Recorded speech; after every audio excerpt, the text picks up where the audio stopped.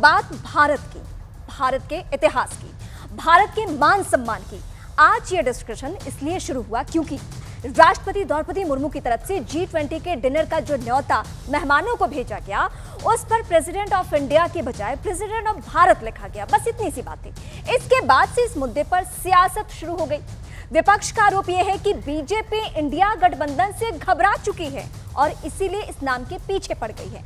दूसरी ओर बीजेपी देश के इतिहास और हिंदुस्तानी सभ्यता की बात याद दिला रही है। यह भी हो रहा है और यही वजह है कि आज ये समझा जाए कि भारत और इंडिया में क्या फर्क और क्या समानताएं हैं।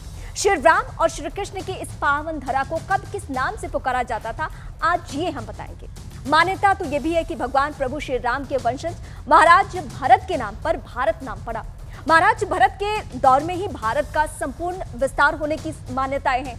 आपने अक्सर किसी भी हवन पूजन के दौरान पुरोहित को अक्सर ये कहते सुना होगा, जम्बूद्वीपे भरत खंडे आर्याव्रत देशांत करते।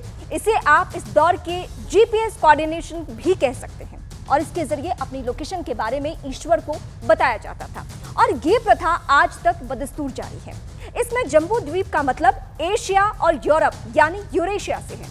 भारत खंडे यानी भारतवर्ष, जिसमें Afghanistan, Pakistan, Hindustan, Nepal, Bhutan, Myanmar, Sri Lanka, Maldives, Thailand, Malaysia, Indonesia, Cambodia, Vietnam और लाओस शामिल है।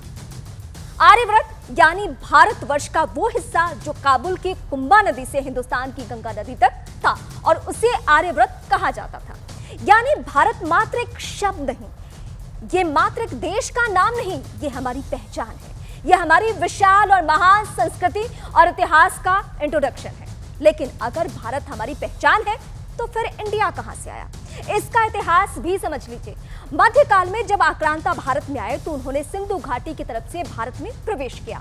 सिंधु को पेरिस में कहा जाता है और इसीलिए तब इसे इंडीज कहा जाने लगा। और जब अंग्रेज आए तो उन्होंने इंडोस को लैटिन में इंडिया कहना शुरू किया और धीरे धीरे उन्होंने हिंदुस्तान जैसे भारी भरकम शब्द की जगह को भारत को इंडिया का नाम दे दिया।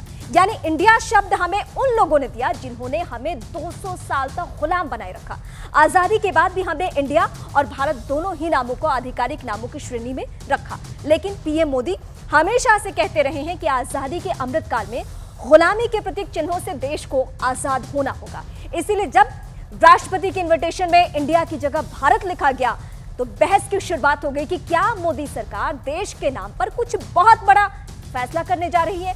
आगे क्या होगा फिलहाल ये पूरी तरह से साफ नहीं है, लेकिन इंडिया वर्सेस भारत वाले विवाद से चर्चाएं गर्म हो गई है। क्या नए भारत की नई संसद में भारत के ऐतिहासिक नाम को पुरानी पहचान मिलने जा रही है? इस मुद्दे पर आपकी राय क्या है? #आर पार के साथ जरूर शेयर कीजिए।